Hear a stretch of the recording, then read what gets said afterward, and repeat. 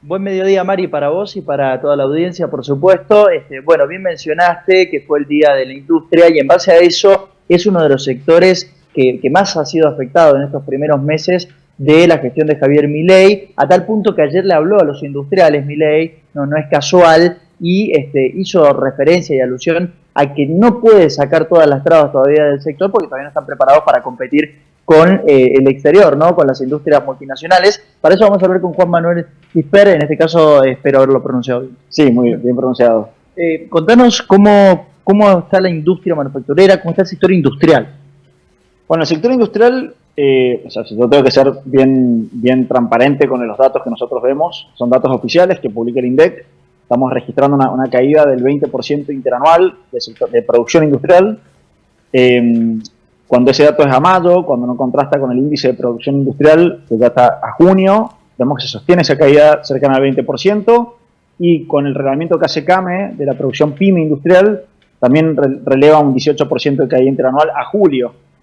Por lo tanto, todos los indicadores de donde se los mire, vemos números muy similares de caída, que se ve mucho más socialmente impactante cuando uno ve que en 6 meses de la gestión del gobierno de Milei, menos de 6 meses, son 6 meses de diciembre, tomando diciembre como primer mes, con la devaluación, hasta ahora la pérdida del 2,8% de empleo industrial, que representan 35.000 puestos de trabajo. Esos 35.000 puestos de trabajo son del sector industrial. Solamente, o sea, cuando uno ve toda la pérdida de trabajo en los primeros 6 meses de gobierno, estamos cerca de los 200.000 puestos de trabajo. De esos 200.000 puestos de trabajo, 35.000 solamente lo explica la industria, es uno de los sectores más golpeados. Y bueno, para nosotros es fundamental porque la industria tiene un valor estratégico para el desarrollo de una economía. Todos los países que se denominan desarrollados es porque lograron desarrollar, no todos los sectores industriales, pero lograron ser fuertes en ciertos sectores industriales, porque tiene muchos factores, muchas externalidades positivas, se dice.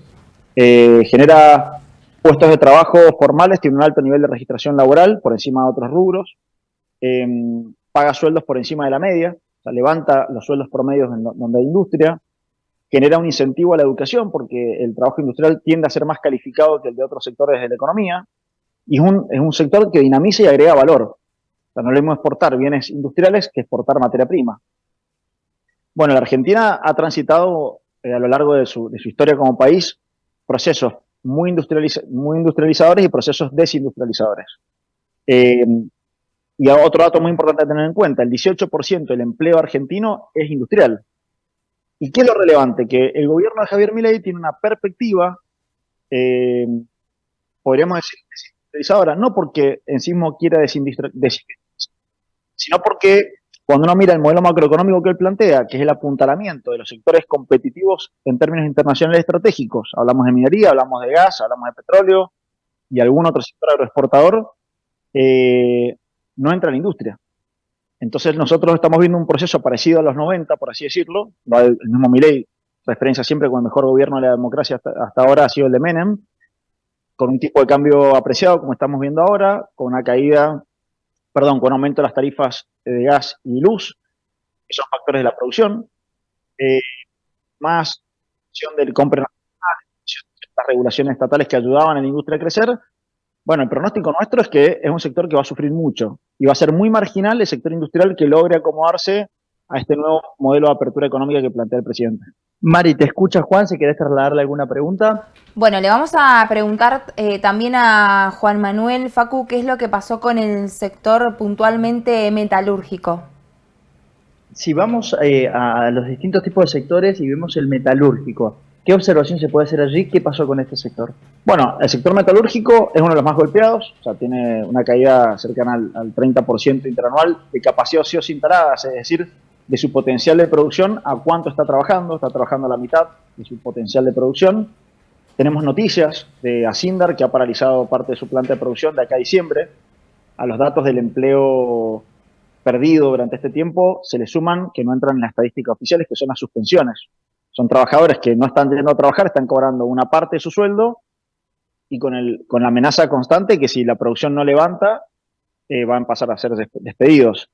Y el otro elemento es que el gobierno ha liberado las importaciones de insumos de acero y de aluminio. De hecho, se dice, o lo que el presidente Javier Milei dice, es que está un 50% más caro, ¿no? El valor del hierro. Bueno, justamente es parte del reclamo en la UIA y lo que explicar ayer en la UIA, porque cuando uno mira la composición del precio del acero en Argentina, te encontrás con que no es culpa de la falta de productividad de la empresa, sino que tienen los costos argentinos. O sea, es más barato producir acero en otra parte del mundo, no porque la empresa sea mejor o peor, sino porque hay costos propios de acá, de logística, laborales, energéticos, etcétera, que lo hacen más costoso.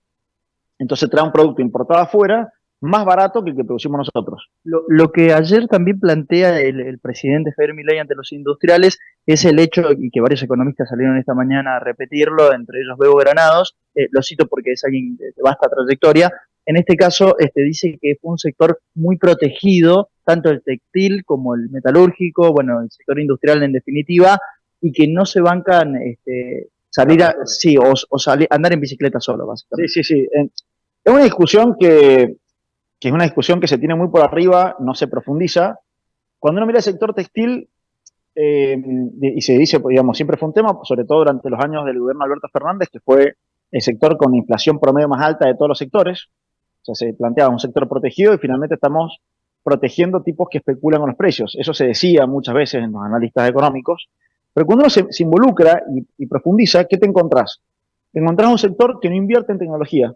La ropa acá está carísima. ¿Por qué es cara la ropa? Porque la producción de ropa con fabricación nacional, que casi todas las marcas producen acá una importante cantidad de prendas, no invierten en tecnología para bajar los costos, ni forman personal para tener plantas, y se terceriza mucho la producción, lo cual encarece también la producción, porque el empresario textil argentino dice, che, yo durante estos 4 años yo voy a trabajar porque el gobierno ha decidido restringir las importaciones de productos textiles. Entonces yo voy a tener trabajo. Pero viene otro gobierno y desarma todo el régimen de protección industrial. Y me cierra la planta de un día para otro. Entonces, ¿qué me va a ponerme a invertir en maquinaria, en tecnología para bajar los costos de producción de la ropa? Si no sé si son inversiones que no se recuperan en 3 años.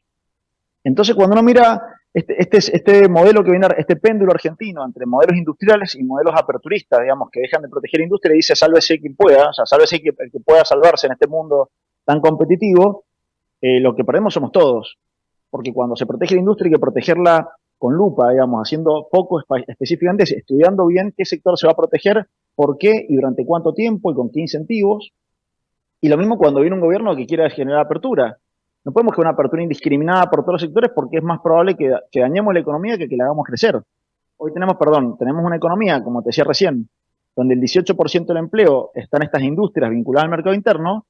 Entonces estamos hablando que esta política de apertura puede generar un daño del 20% de desempleo más.